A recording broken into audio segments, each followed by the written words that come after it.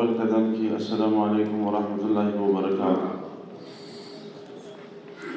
د خوشۍ ځای دی چې نن موږ تاسې په اسلام پال، جهاد پال، علم پال او د شهیدانو د غازیانو ټاټوبی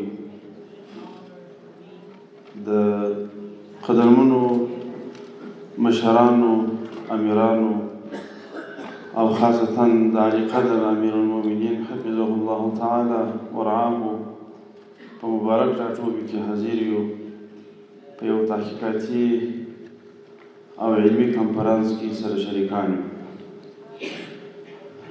څه چې په نن ورځ کې ضرور وای افتتاحیه مجلس و، قدرمنو مشرانو استادانو بیان کړل.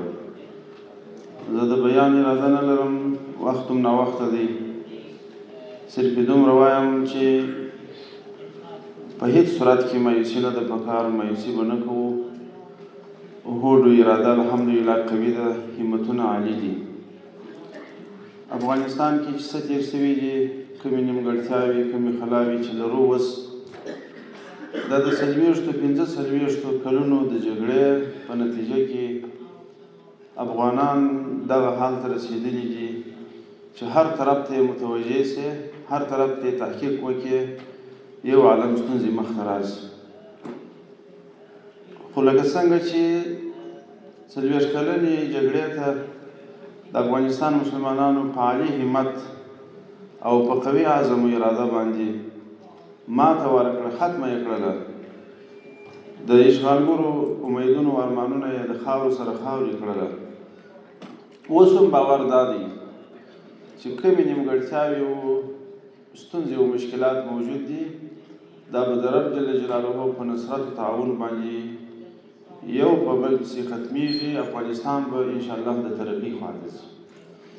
ځکه دا خبره کوو د افغانستان اوسنی نظام که قدرمن زعیم علی قدر امیر المؤمنین صاحب حفظه الله تعالی دی او که د ده څخه راکښته کسان مسؤلین دي، په دې خلکو کې دیانت موجود دی، امانتداري موجوده ده، هوډ موجود دی، د مسلمانانو د خدمت اراده موجوده ده او اخلاص موجود دی. په یو جامعه کې چې رهبري سالم وي، فساد نه، اخلاص، امانتداري، علمیت او خپل د ولس د خدمت باور ورسره او په خدمت باندې د اجر باور ورسره، نو زموږ بیا دا باور دی چې رب جل جلاله به نصرت هم کوي او افغانستان به هم انشاءالله جوړیږي په هر لحاظ باندې. دا نن چې تاسې اقدامات وینئ قدرمنو، افغانستان کې د ترقۍ ګامونه وینئ. یوې خوا د خوشتیپه باندې کار روان دی، بلې خوا پر سالنګونو کار روان دی، بلې خوا د کندهار د کابل سړک جوړیږي، بل طرف ته په علمي ډګر کې معارف وزارت دی، عالي تحصیلات دي او نور علمي وزارتونه دي. هغه ټولو هڅې شروع کړي دي چې څنګه موږ وکولی سو چې افغانستان د علم په لحاظ باندې هم قوي کړو. په 40 کاله جریان کې چې کوم ځپل راغلي دي، ستونزې راغلي دي، دا څنګه د مابین یوسو. دا نننی کنفرانس هم د دې شاهدي ورکوي. تاسې وګورئ، تاسې د قدرمن وزیر صاحب عمري صاحب محترم وینا واورېده، کم هوډ، کم اراده، کم اخلاص ده په وینا کې و. د ټول افغانستان رئیسان مجلس ته حاضرول، په خپله د وزارت مربوط رئیسان مجلس ته راوستل او دا وزارت د زراعت وزارت داسې وزارت نه دی لکه دا نور وزارتونه د افغانستان ده. دا افغانستان شموله وزارت دی. د افغانستان په هر ولایت کې، په هر ولسوالۍ کې، په هر کلي کې د دې کار موجود دی. نو تاسې په خپله وګورئ چې دا به څومره پرکاره وزارت وي. خو ټول کارونه پرېږدي، بیا دلته راځي په داسې یو تحقیقاتي او علمي کنفرانس کې شرکت کوي. نو خو دا هوډ و اراده د دې لري چې موږ دا کار باید په معیاري شکل وکړو، په داسې شکل مخته ولاړ شو چې هغه کار مو نتیجه ولري، د افغانستان ولسونو ته واقعي خدمات وړاندې. نو دا نن کنفرانس هم د دې شاهد دی چې تاسو وینئ د زراعت وزارت دغه حالت دی، خارجي قدرمن استادان حاضر دي، د افغانستان د ټولو پوهنتونونو تقریبا اکثر رئیس صاحبان حاضر دي، په خپل وزیر معین دا حاضر دي ستاسو په خدمت کې، او د میاشتو څخه د دا کنفرانس لپاره آمادګي نیول شوې، او د قدرمن زعیم علي قدر امیرالمؤمنین صاحب حفظه الله تعالی په خاصه پیرزوینه دا کنفرانس منظور شوی، مصارف یې هم ډېر عالي دي او خاصه توجه خاص نظارت یې د مبارک د خوا شته. دا د جشن ښکارندوی دي چې موږ دا هوډ لرو، دا تعهد لرو چې افغانستان به سمې خواته بیایي د الله پاک په نصرت باندې.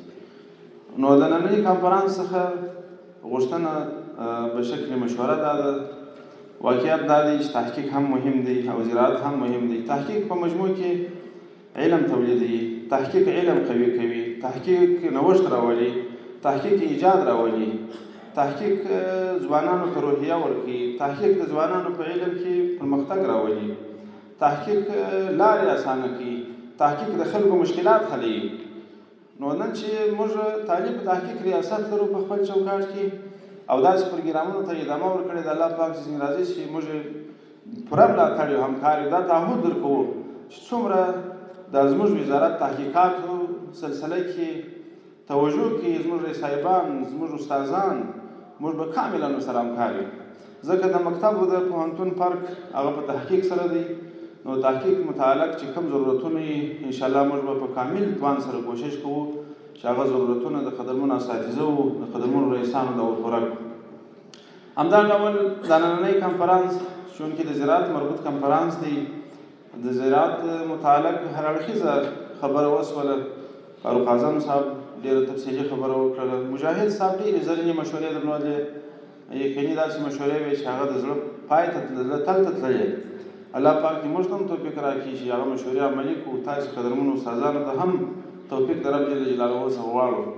نورو قدرمنو مشرانو چې خبرې وکړې، زراعت وزیر صاحب مبارک چې خبرې وکړې، کوشش به دا وکړو چې موږ تاسې په دغه چارو کې امید خلک خو تاسې یاست، امید خو متاسې دي.